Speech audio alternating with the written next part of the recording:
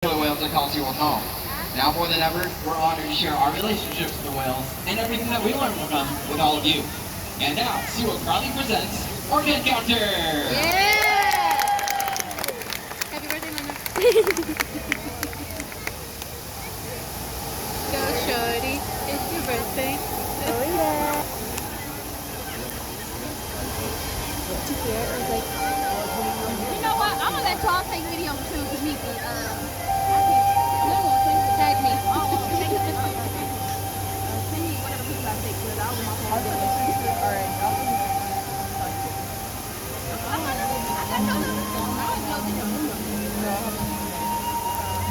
I'll take.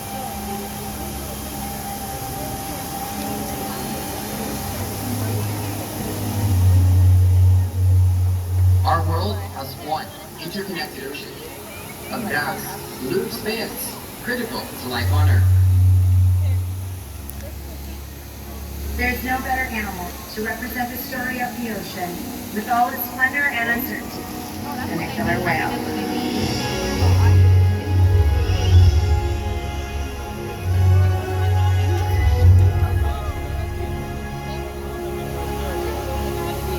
They live in every corner of the ocean, from the Arctic to the Atlantic, from the Southern and Indian to the mighty Pacific and beyond. The killer whale story is the ocean story, and it's one we all share. We are one world, united by our ocean.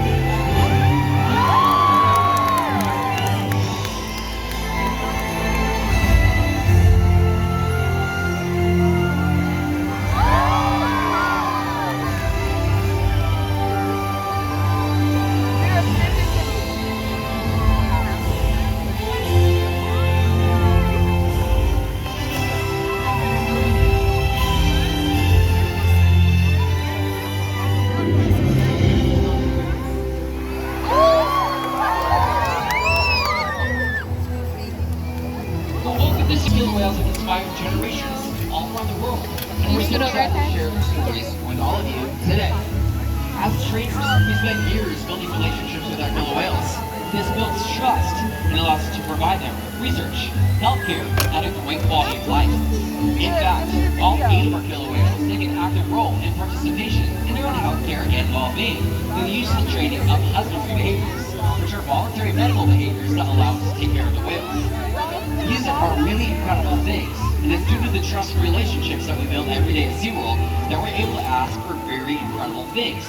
For example, a voluntary blood sample. All our whales will roll over and present us with the underside of their tail fluid, where we can ask for a voluntary blood sample from the veins running through the underside of the tail. Makani will be making his way over to the slide out to demonstrate this position. Another really important husbandry behavior is monitoring our whales' weight. They will slide up onto a giant killer whale-sized scale and let their tail flukes all the way up and out of the water so we can weigh their full body. We can also do other things like get a voluntary x-ray, ultrasound, and refresh their teeth every single morning and evening. Now this is Makani. He's a 12-year-old little guy, and he is about 7,000 pounds, and he will probably put on another 3,000 pounds in the next couple of years. So this is the position that we would do for a voluntary blood sample, and if we had a working screen, you'd be able to see the white underside of his tail flukes. But we don't, so you guys can just imagine that. But he's nice and calm and relaxed, and we're able to get a voluntary blood sample just like this. We try to achieve the perfect quality of life for our whales through diet, exercise, lots of love, and of course, lots of fun play. And our whales sure do love to play. As trainers, we get creative, coming up with new games, toys, and enrichment for the whales to play with. And it's fun for us to get to see how they enjoy interacting with us as trainers and other members of the pod. But the funnest part about our job is when we get to see how the whales enjoy interacting and playing with you guys.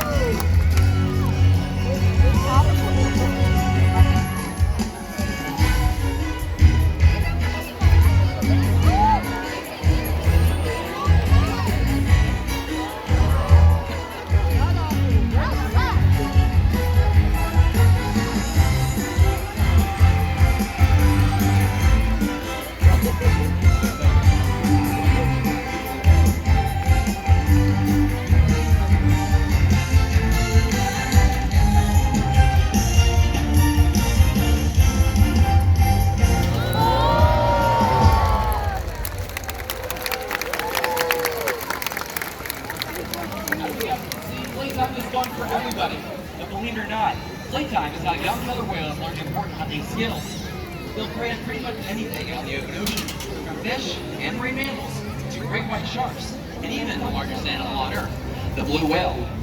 Now the blue whale is 5 times longer and 50 times heavier than whales just like Kalia, Makani, or Shuka, and it is about the size of that giant black screen up there. So you may be wondering, how does a whale their size train a whale that size out in the open ocean? Skill and teamwork allow the killer whale to hunt all different types of prey, including the blue whale, and they've developed unique hunting techniques to catch their prey of choice. They'll use their tail flips by slapping, tossing, and throwing.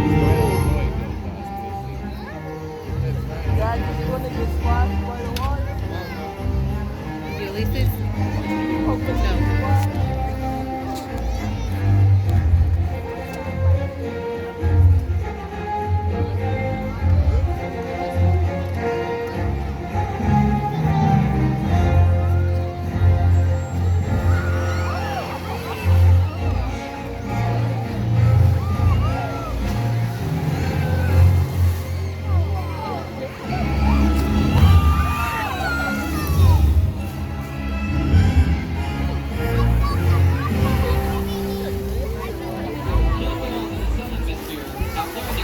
No.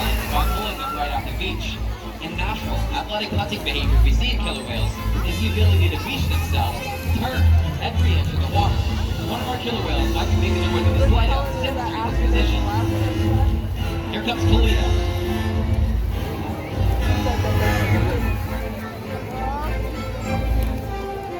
Here she comes.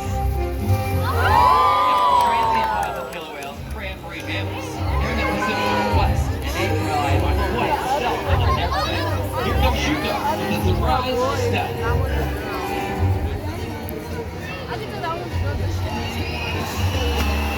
During the hunt, you guys see large pots of killer whales focusing, surfing it away.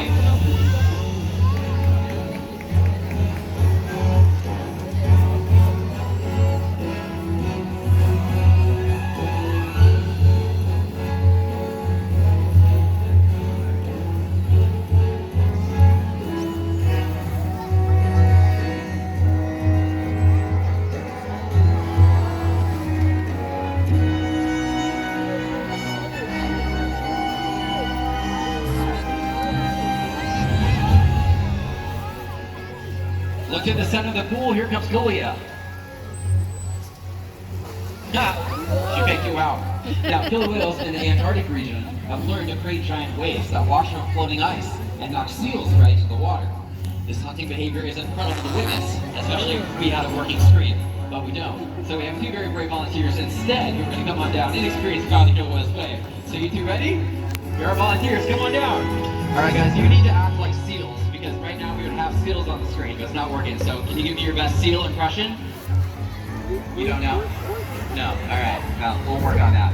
All right guys, this water is 55 degrees, so whether or not you have a seal impression, we're definitely gonna get you wet. So here comes Shuka. Let's see. Shuka's in the center. All right, around the perimeter of the pool is Makani, and here comes that wave, so hold on tight.